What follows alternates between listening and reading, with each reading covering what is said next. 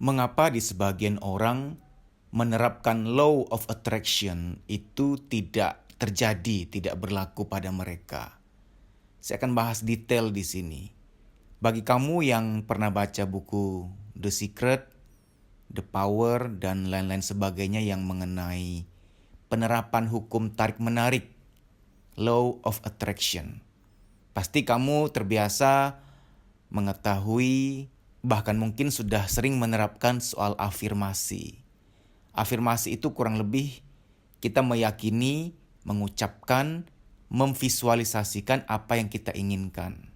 Namun ada beberapa hal yang banyak orang tidak tahu, sehingga pada diri mereka menerapkan afirmasi nggak kejadian.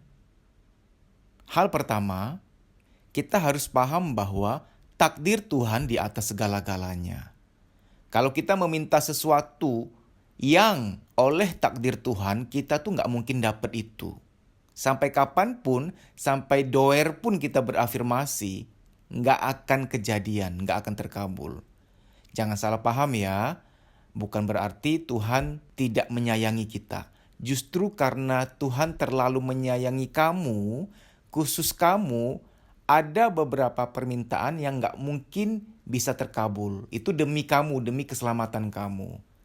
Nggak semua harta, nggak semua ambisi itu boleh terkabul di semua orang.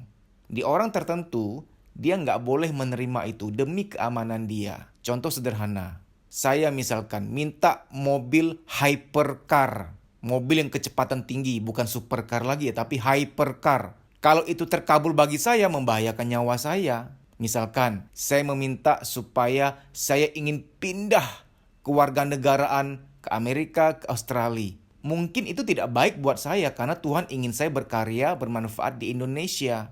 Minta jadi orang yang populer. Nah, mungkin khusus kamu tuh nggak siap untuk populer. Bahaya buat kamu karena secara mentality, secara kepribadian, secara kejiwaan, kamu nggak siap. Nanti malah jadi bumerang buat kamu. Oke, saya nggak panjang lebar ya. Intinya nomor satu, ada hal-hal yang kalau kita afirmasikan itu tidak sesuai dengan takdir Tuhan. Sehingga betapapun, kayak apapun kamu menerapkan ilmu the law of attraction, nggak akan kejadian. Sekarang yang kedua, kamu menerapkan afirmasi, visualisasi, dan lain-lain sebagainya. Supaya mendapatkan apa yang kamu inginkan. Tapi tanpa sadar, perasaan layak itu belum ada. Nggak ada rasa pantas di dalam diri internal kamu. Kamu masih merasa kurang pede, merasa nggak pantas, nggak layak. Jadi ketika melakukan afirmasi pun luar dalamnya nggak sesuai. Di mulut berkata, aku segera mencapai ini, aku punya mobil impian, aku memiliki ini dan itu. Tapi tanpa sadar di dalam diri kamu, di batin terdalam kamu, ada perasaan dalam yang mengatakan bahwa kamu tuh nggak layak, kamu tuh nggak mampu. Nah, ini berasal dari label-label yang pernah kamu terima, entah oleh orang tua, pertemanan, atau lingkungan kamu yang lainnya. Karena kita sama-sama tahu lah ya, dalam pergaulan tuh seringkali orang sih niatnya bercanda, tapi kata-katanya itu memojokkan, melabel, merendahkan, membatasi mental orang lain. Contoh, alah kamu bisanya apa sih? Alah itu aja nggak bisa apalagi yang lain. Kamu tuh lemah, kamu nggak mungkin kaya, kamu nggak mungkin sukses. Nah, label-label itu tertanam di alam bawah sadar. Sehingga orang kalau menerapkan afirmasi untuk mencapai suatu impian atau harta atau kekayaan, tapi tanpa sadar ia masih ada label-label ketidakmampuan, label-label yang membatasi mentalnya, yang kita sering dengar mental block, maka itu tidak akan tercapai. Jadi sesungguhnya Anda butuh terapi dulu, butuh terapi psikologis untuk membuang label-label negatif itu. Merasa pantas, merasa layak dulu, baru nanti ketika berafirmasi, frekuensinya kuat. Nah, ini agak tidak mudah kalau kebetulan kamu berada pada lingkungan orang-orang yang toksik, yang bercandaannya itu merendahkan orang, walaupun niatnya bercanda loh ya. Gini loh ya, harusnya antara niat dan cara itu harus sesuai. Niatnya baik untuk bercanda, namun caranya juga harus menyesuaikan cara yang baik juga, yaitu dengan lisan yang baik, lisan yang membangun, atau paling nggak lisan yang netral lah. Kadang-kadang kita nggak perlu terlalu baik gimana lisan kita, hanya dengan tidak mengucapkan hal-hal yang negatif yang menyakiti aja udah cukup kok. Lisan-lisan yang netral, yang nggak menjatuhkan, yang nggak melebel gitu loh. Masih banyak banget candaan-candaan yang tidak melukai orang, candaan-candaan yang netral. Nah, kalau kamu berada pada lingkungan toksik yang suka melemahkan, memojokkan, walaupun mereka niatnya bercanda, tetap itu tidak baik buat kamu. Sehingga ketika kamu visualisasi, berafirmasi, itu tidak akan kesampaian. Nah, sekarang kita masuk hal yang ketiga. Seringkali ketika kita sudah berafirmasi, bervisualisasi untuk apa yang kita dambakan, yang kita impikan. Nah, kita harus tahu prinsip cara kerja rejeki. Rejeki itu tidak jatuh dari langit, tiba-tiba ada hujan di antara air yang turun ke bumi, itu ada uang, ada apa yang kamu inginkan. Itu nggak mungkin begitu. Prinsip kerja rejeki adalah keterhubungan. Kamu terhubung dengan si A, si B, si C. Kamu terhubung untuk membaca ini, menonton itu. Kamu terhubung gitu loh. Contoh ya, saya bawa ke konteks jodoh. Karena jodoh pun bagian dari rejeki. Ada orang yang berdoa minta jodoh yang baik. Nah, setelah berdoa seperti itu, entah besok lusanya, malam ini, tanpa sengaja waktu dia buka-buka YouTube, muncullah video saya di berandanya yang judulnya Seleksi Jodoh Tahap Akhir. Atau misalkan video saya yang satu tanda dia jodohku. Atau video-video lain tentang jodoh yang saya pernah buat. Nah, itu muncul di berandanya nggak kebetulan. Itu hasil dari doa atau afirmasi atau keinginan dia. Nah, dia harus nonton sampai selesai. Karena keterhubungan, kita ingin mendapatkan sesuatu, seringkali kita dihubungkan dengan cara-caranya atau ilmu-ilmunya dulu. Nah, setelah itu terhubung dengan kenalan sama si A kenal sama si B, si C, nanti oleh si C kita kenal sama D, nah nanti berjodohnya sama FGH, baik dalam bisnis ataupun dalam perjodohan teman atau pasangan hidup. Jadi cara kerja datangnya keajaiban tuh begitu, nggak jatuh dari langit. Banyak orang nggak ngeh, dipikirnya setelah berafirmasi, bervisualisasi akan datang dengan sendirinya. Ini tipe orang yang malas dan tipe orang yang nggak mau menggunakan potensi diri. Rezeki bentuk apapun harus disambut. Nggak bisa yang tunggu gimana nanti deh, ngalir aja, akan datang rezekinya dengan sendirinya. Saya sangat respect sama orang-orang yang hidupnya seimbang ya. Mereka berdoa dan berusaha. Nah, berusaha ini pun dibagi menjadi dua. Berusaha yang mengembangkan diri, menambah ilmu, dan berusaha yang menjemput. Menjemput dalam hal ini adalah menjemput rejeki, yaitu bekerja, berjuang keras, atau menambah kenalan, menambah koneksi. Percayalah, banyak rejeki kita tuh datang dari koneksi berteman. Jadi ketika sudah berafirmasi, menerapkan afirmasi, visualisasi, dan lain-lain sebagainya, mohon juga peka akan petunjuk-petunjuk untuk keterhubungan. Terhubung sama siapa, terhubung untuk belajar ini, belajar itu, terhubung untuk nonton materi-materi penting tentang ilmu, terhubung untuk baca-baca tentang keilmuan yang berhubungan dengan hal itu. Jadi harus holistik. Nah, yang keempat yang banyak orang nggak ngeh adalah dalam menanti sesuatu, dalam berjuang untuk meraih sesuatu, orang tuh harus sabar. Seringkali baru berafirmasi, visualisasi sekian bulan, merasa belum ada tanda-tanda itu akan datang, dia udah berhenti. Dia malah udah kecewa dan menilai bahwa percumalah aku berafirmasi, percumalah aku berpikir positif, percumalah aku semangat-semangat untuk berambisi mencapai sesuatu impianku. Toh nggak ada hasilnya, dia terlalu cepat berhenti. Dia stop di situ gitu loh. Saya mau sedikit sharing ya. Saya dulu bikin training, ya ampun itu pontang-panting kayak apa. Saya bikin training dari belasan tahun lalu. Awal-awal bikin training itu ngandelin bikin brosur. Cetak brosur 500 atau 1000 lembar. Itu yang datang berapa orang? 5-6 orang. Sewa gedung berapa? Aduh jangan dikatalah. Sewa gedung tuh berapa Anda tahu sendiri. Mulai coba iklan baris di koran. Nggak jalan, yang datang berapa? 6, 7, paling banyak 11 orang. Sewa ruangan berapa? Nggak nutup. Itu membuat saya berhenti? Tidak. Saya mencintai pekerjaan saya. Saya suka bidang ini. Jadi saya ngotot, saya sabar. Hal-hal kegagalan, hal-hal yang belum tampak kelihatan kesuksesannya itu tidak mampu membuat saya berhenti. Terus saya punya harapan. Makanya begini, dalam berharap harus diseimbangkan dengan keikhlasan. Orang yang berharap tapi nggak punya keikhlasan itu bahaya.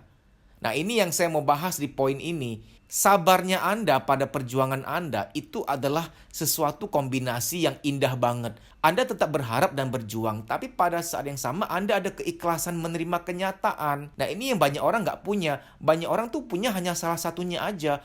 Punya semangat, tapi nggak punya keikhlasan menerima kenyataan ketika gagal atau ketika hasil belum tampak.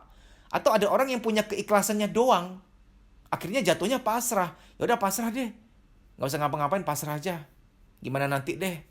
Nanti akan muncul, terbuka pintunya. Tapi dia nggak usaha, nggak berjuang. Nah, banyak orang hanya memiliki sisi kiri, sisi kanan. Nah, saya bersyukur punya sisi di tengah. Saya berjuang ya berjuang, semangat ya semangat, pontang-panting ya pontang-panting. Tapi saya juga punya sisi keikhlasan. Ketika hasilnya nggak sesuai keinginan saya ikhlas, saya sabar, saya nggak berhenti. Perjuangan itu penting, tapi ketika kamu nggak ada keikhlasan untuk menerima kenyataan, itu membuat kamu cepat berhenti. Kesabaran itu penting sekali. Jadi dalam banyak hal, menerapkan teori, menerapkan ilmu apapun butuh kesabaran. Nggak bisa langsung. Orang-orang besar pun kayak Bill Gates, Warren Buffett, mereka tuh merangkak. Nggak yang hari ini mimpi apa langsung mereka kaya raya. Dulu Bill Gates itu puluhan tahun yang lalu beliau punya visi bahwa suatu saat nanti di setiap rumah akan ada komputer. Itu visi beliau. Apakah di waktu itu 1-2 tahun langsung tercapai? Tidak. Baru tercapai beberapa dekade setelah itu, beberapa puluh tahun setelah itu. Jadi nggak ada orang yang kaya langsung gitu loh. Contoh orang yang ingin hidup sehat, katanya kan harus perbanyak makan buah, makan sayur. Apakah kamu dengan sekali makan buah langsung sehat detik itu? Kan nggak mungkin langsung sehat setelah makan buah dan sayur di detik itu juga. Harus konsisten menjaga pola hidup sehat. Jadi pola hidup sehat itu lebih kepada konsistensi hari demi hari, minggu demi minggunya, bulan demi bulan. Begitu pula soal hubungan. Hubunganmu bisa harmonis, itu karena kamu maintain setiap hari. Setiap minggu kamu maintain, jaga komunikasi, jaga pengertian, jaga saling mengalah. Itu nggak sekali 2 kali, harus berjuang terus. Jadi apapun tuh butuh di maintain, butuh ada upaya memelihara. Namanya juga memelihara, emang ada memelihara cuma 1 hari doang. Anda nih misalkan, waktu ada pameran kayak pameran binatang peliharaan, entah itu ikan, kelinci, hamster misalkan, kamu beli buat 1 hari doang. Kamu pelihara 1 hari, besok kamu buang. Kan itu bukan memelihara itu mah cuma kos harian doang. Ngerti ya? Jadi apapun butuh dipelihara. Peliharalah perjuanganmu. Peliharalah keikhlasanmu dalam menerima kenyataan. Lalu satu hal lagi. Kita sering mendengar orang berkata, bermimpilah setinggi-tingginya. Bermimpilah yang besar. Oke sih, nggak masalah sih. Saya juga pernah bermimpi besar, bermimpi setinggi langit. Oke sih, oke. Tapi gini ya, jangan abaikan bahwa kita juga makhluk logika. Logika kita ini, kalau dikasih impian terlalu tinggi, akhirnya logika kita sendiri yang menghambat kita. Jadi sebaiknya bikin impian itu, bikin milestone yang rada-rada masuk akal lah. Jangan terlalu tinggi. Jangan yang aku berambisi punya uang triliunan. Ya boleh-boleh aja sih.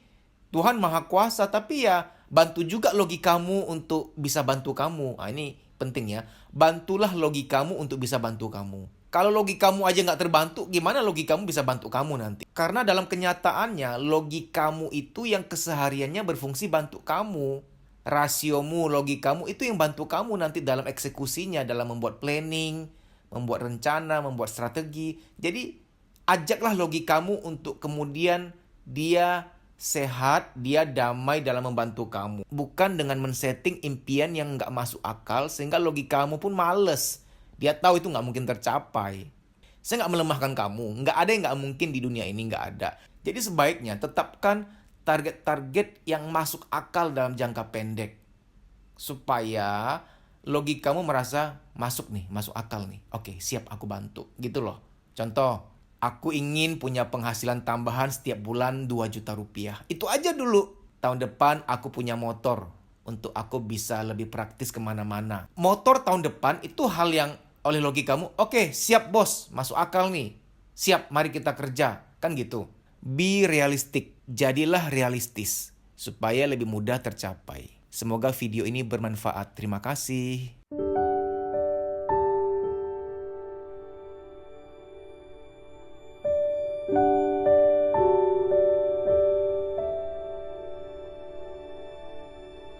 Bagaimana cara mengetahui luka batin yang terpendam?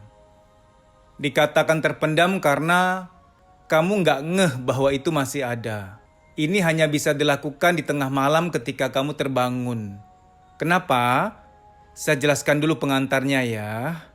Semua luka batin kita yang terpendam, itu lokasi penyimpanannya, file-file tersebut ada di alam bawah sadar kita. Bukan di logika, bukan di perasaan dangkal kita. Nah, alam bawah sadar, gudang jiwa kita itu mudah untuk diakses di tengah malam. Momen yang paling mudah adalah di mana kamu sudah sempat tertidur, tengah malam terbangun. Biasanya kan kita terbangun untuk buang air kecil tuh. Nah, itu momen yang paling pas. Karena masih yang setengah sadar, antara sadar sama tidak pergi ke toilet gitu loh. Istilahnya tuh seperti kayak nggak bawa nyawa ke toilet, kayak setengah-setengah sadar gitu loh. Andai kata teringat untuk melakukan hal ini, maka lakukanlah. Kalau kamu memang penasaran, mau tahu luka batin apa yang masih terpendam di alam bawah sadar. Caranya gini, ketika kamu terbangun di tengah malam, dengan lembut dan pelan kamu ucapkan, perasaan apa yang masih mengganggu aku hingga saat ini, yang masih mengganggu kehidupanku. Mengenai siapa dan mengenai peristiwa apa. Muncullah. Nah, kalimatnya seperti itu. Kalau Anda lakukan dengan benar, akan muncul sosok berupa gambar visual, mungkin wajah seseorang, mungkin wajah orang tua kalau orang tua kita pernah melukai kita, kalau beliau pernah melukai kita dan itu belum tuntas, masih tersimpan di alam bawah sadar. Mungkin muncul wajah teman kita, teman SD, SMP, SMA yang pernah membuli, pernah melakukan hal tidak pantas ke kita, itu akan muncul. Atau suatu peristiwa, misalkan kamu pernah mengalami kecelakaan, dan itu sebenarnya belum benar-benar kamu ikhlaskan, masih terluka, masih traumatik, itu akan muncul. Ini cara untuk menggali, masih ada apa di dalam. Apa manfaatnya? Kalau kita mau sukses atau bahagia, kita tuh harus tahu kita bebenahnya dalam hal apa. Kata bebenah bermakna bahwa bebersih, menata, merapihkan, membersihkan. Lalu bagaimana kalau ternyata setelah mempraktikkan ini memang muncul wajah-wajah tertentu, muncul memori tentang peristiwa-peristiwa tertentu, berarti itu kan luka batin yang terpendam tuh. Bagaimana berikutnya? Ada dua cara. Penyembuhan nomor satu di alam semesta ini adalah mendekatkan diri pada Tuhan. Tidak ada pengobatan, pemulihan lebih hebat dari ini. Banyak-banyaklah berdoa, banyak-banyaklah beribadah kepada Tuhan, memohon Tuhan menyembuhkan luka batin tersebut. Minta tolong sama pencipta. Usaha lain yang bisa kamu tempuh adalah kamu berikhtiar, berusaha meminta diterapi secara psikologis. Ya apa boleh buat, memang segala jenis luka butuh pengobatan. Kalau di dunia medis, penyakit jasmani, terapinya dengan obat, dengan suntik, dengan tindakan-tindakan operasi. Di dunia psikologis, pengobatannya berupa terapi psikologis. Kamu bisa follow Instagram saya, deddysusanto.pj_official. Di story itu ada jadwal training, silahkan dicek. Kalau kotamu termasuk di jadwal, WA nama peserta ke nomor panitia tersebut di kota itu untuk mendaftar. Mas, aku nggak mau ikut training. Ya gimana dong? Kita kan mau membaik nih, mau meningkatkan kualitas hidup. Karena jangan-jangan luka-luka batin itulah yang membatasi, menghambat mental kita untuk maju. Sehingga mengalami yang namanya menunda pekerjaan, ragu ngambil keputusan, minder, mood swing, tidak sekreatif dulu lagi, negatif thinking, susah tidur, badan gampang capek, ada nyeri-nyeri nggak jelas di pundak, di perut, di dada, di kepala, dan lain-lain sebagainya, psikosomatik. Psikosomatik adalah, psiko itu jiwa, soma itu badan. Psikosomatik artinya ada beban-beban di jiwa, baik yang terpendam maupun yang disadari, ketika secara akumulatif sudah penuh, dia nitip taruh beban di badan. Ada yang nitip taruh beban di kepala, jadilah migrain, rambut rontok, pelupa, insomnia, pikun dini, dan lain-lain sebagainya. Kalau ketombe karena salah sampo ya, beda jurusan itu. Beruah kakak. Ada orang yang ketika jiwanya sudah penuh, jiwanya itu nitip taruh beban di perut. Jadilah mah, nyeri head berlebihan, nafsu makan tinggi, nafsu makan rendah, dan lain-lain sebagainya. Saya nggak mau sebut nama-nama penyakit lain yang wah ya. Tidak baik menyebut nama-nama penyakit seperti itu karena dapat mensugesti. Saya sebutkan hanya gejala-gejala kesehatan yang sering dialami oleh kita semua, yang ringan-ringan. Time doesn't heal. Waktu tidak menyembuhkan. Kita perlu berusaha untuk memulihkan diri kita. Ada doa, ada usaha. Harus seimbang. Kalau ternyata setelah kamu lihat jadwal di Instagram saya, tidak ada kotamu terdaftar di situ, apa boleh buat kamu ikut training secara pribadi. Ini coaching pribadi. Nanti via WA call dengan saya. Tapi harus daftar dulu. Nah, daftarnya agak beda. DM, Instagram, kuliah psikologi. Daftar di situ DM dulu. Bilang bahwa kamu mau daftar training private, coaching private. Tapi saya harus sampaikan ya, bahwa training publik itu jauh lebih melegakan dibanding terapi personal. Beda. Bisa 5-20 kali lipat rasa lega dan plongnya. Semoga kota kamu termasuk dalam list jadwal training kami. Itu lebih baik. Namun kalau tidak ada dalam jadwal, ya apa boleh buat. Ikut coaching private. Baik demikian ya, semoga informasi ini bermanfaat. Terima kasih.